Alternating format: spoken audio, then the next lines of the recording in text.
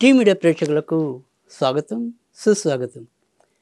ప్రశ్న మీది, సమాధానం నాది కార్యక్రమానికి మరి ఈ కార్యక్రమంలో మన ప్రేక్షకులు అడుగుతున్న ప్రశ్నలకి మనం పరిష్కారాలు మన చేతనైన రీతిలో సూచిస్తున్న విషయం మీ అందరికీ కూడా విదితమే. ఇక్కడ మరి మన ప్రేక్షకులు ఎవరైనా సరే వారు మనకి ఇటు మెయిల్స్ రూపంలో అయితేనేమి, వాట్సాప్ రూపంలో అయితేనేమి వారికున్న ఈ సమస్యల్ని మనము దృష్టికి తీసుకురావటం అనేది జరుగుతుంది.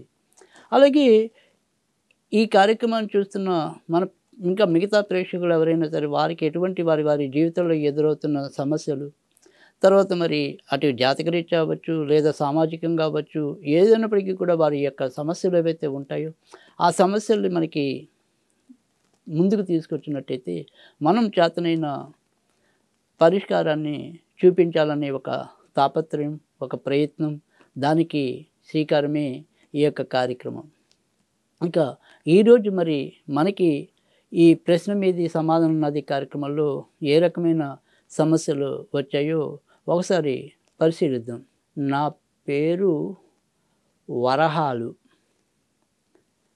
మాకు 2 కుమారులు. అందులో పెద్దవాడు రఘురాము.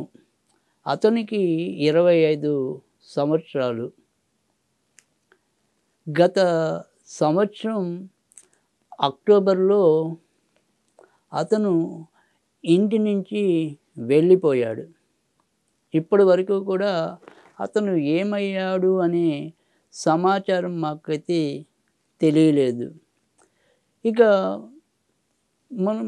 మేము పోలీసులకు ఫిర్యాదు చేసినప్పటికీ కూడా అందులో వారు పూర్తి స్థాయి దర్యాప్తు చేయటం లేదు.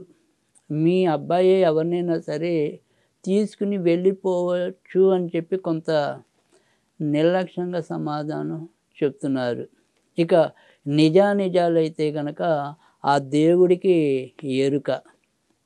కనుక నా కోరిక ప్రధానంగా మా అబ్బాయి అసలు ఏమైపోయాడు, ఆ వెళ్ళిపోయిన వాడు తిరిగి వస్తాడా లేడా అనే ఆందోళనతో మీకు ఈ సమస్యని మీ ముందు ఉంచడం అనేది జరుగుతుంది.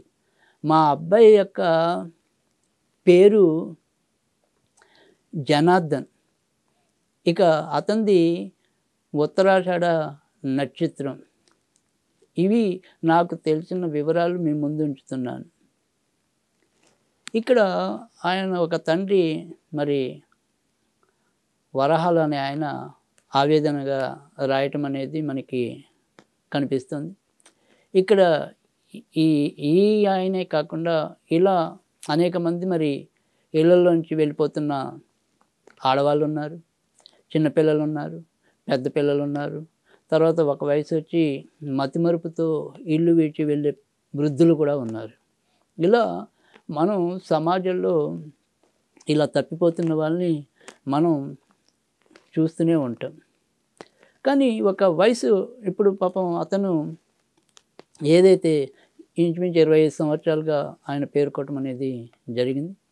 మరి ఈ 25 సంవత్సరాల వ్యక్తి మరి పోలీసులు అన్నట్టు ఎవరినైనా పిల్లని గాను లేదా స్నేహితులతో ఆకతాయితనంగాను ఎక్కడికైనా వెళ్ళిపోయాడా అనేది ఒకటి.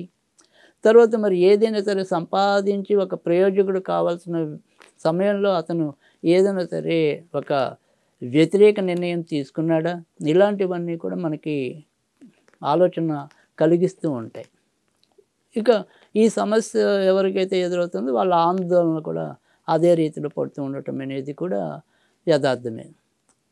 మనకి ఇక్కడ ఆవిడ చెప్పినంత వరకు ఉత్తరాషాఢ నక్షత్రం ప్రకారం అనేది కూడా ఉత్తరాషాఢ ప్రకారమే ఉంది. సో ఉత్తరాషాఢ నక్షత్రం వారికి మరి చాలా ఏళ్ళుగా ఈ ఏళ్ళనాటి శని అనేది నడుస్తుంది. కనుక ఆ ఏళ్ళనాటి శని ప్రభావంతో ఇంటి నుంచి వెళ్ళటం అనేది ఒకటి ఉండొచ్చు.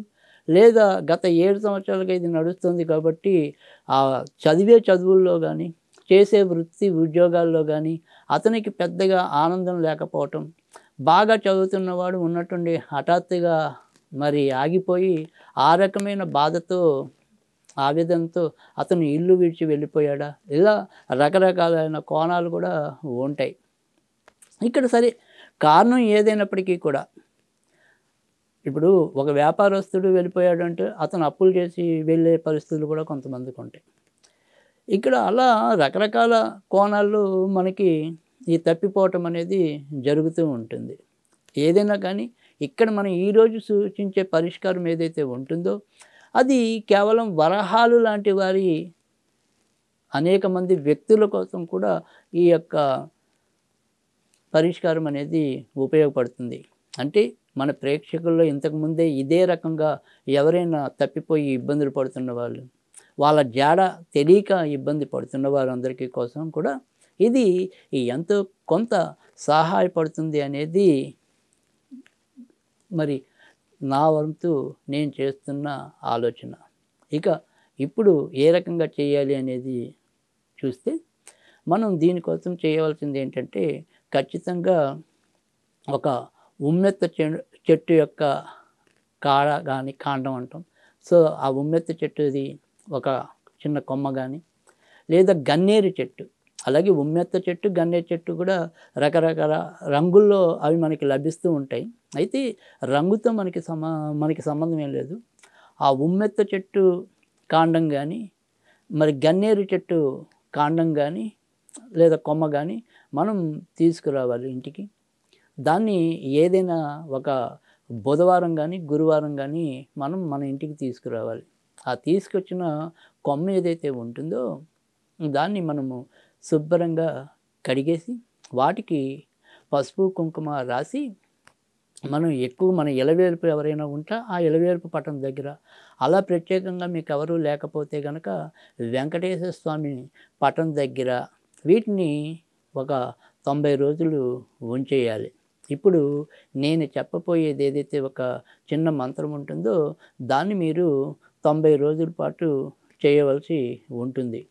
తర్వాత ఈ యొక్క కాండాల దగ్గర ఈ కొమ్మల దగ్గర ఒక చిన్న కాగితం మీద ఎవరైతే ఆ వ్యక్తి వెళ్ళిపోయాడో ఆ వ్యక్తి యొక్క పేరు రాసి ఆ చీటీని కూడా స్వామివారి పాదాల దగ్గర పెట్టాలి. తర్వాత ఇప్పుడు నేను చెప్పబోయేది ఏదైతే ఒక చిన్న మంత్రం, తేలికైన మంత్రం ఏదైతే ఉంటుందో అది 108 సార్లు చొప్పున 90 రోజులు పఠించాలి. అది ఏంటి అంటే కనుక ఓం నమః ఆదిపురుషాయ, ఓం నమః ఆదిపురుషాయ. తర్వాత మీరు ఎవరైతే ఆ వ్యక్తి ఇంటి నుంచి వెళ్ళిపోయాడో ఆ యొక్క వ్యక్తి పేరు, అంటే ఉదాహరణకి ఇప్పుడు మనం ఇందాక ఆయన చెప్పింది జనార్దన్ అని చెప్పాడు. ఇక్కడ మనం ఓం నమః ఆదిపురుషాయ జనార్దన్ ఆకర్షణం కురు కురు స్వాహ. ఓం నమః ఆదిపురుషాయ జనార్దన ఆకర్షణం కురు కురు స్వాహ.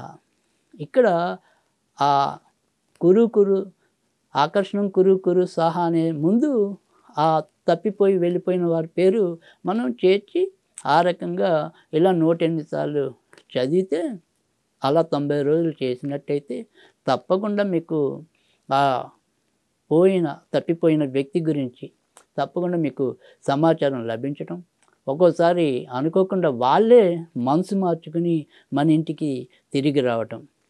అంటే వారు ఏ రకమైన పరిస్థితుల్లో ఉన్నా కానీ మనకి తప్పకుండా వారి గురించి పూర్తి సమాచారం అందే అవకాశం చాలా ఎక్కువ ఉంటుంది.